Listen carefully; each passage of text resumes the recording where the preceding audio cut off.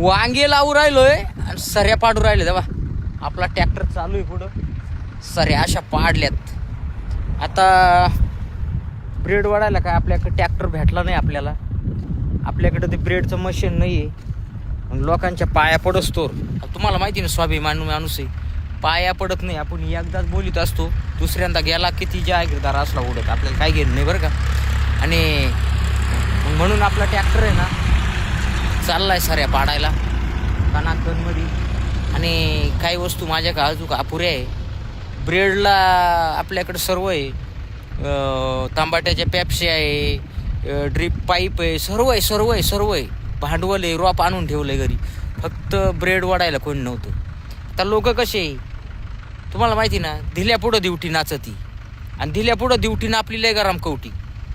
आपला बाप असून येतं, बाहेरचा असून येतं, कोणी असू, एकदाच तो काय देव नाही. देवापुढं आपण हात जोडितो, बाकीच्यांना 3 टाईम कोलितो आणि करून घेतो हातानं. जाऊ द्या, ब्रेड वडीत नाही, पेपर आखरीत नाही, पण वांगे लावून घेतो. कसं आहे. आणि ट्रॅक्टरला आता निम्मं रान राहिले, म्हणलो हवा पाडून थोडे कट वगैरे करतो. किती फुटावर लावायची फक्त कमेंटमध्ये एवढं सांगा बरं का. धन्यवाद.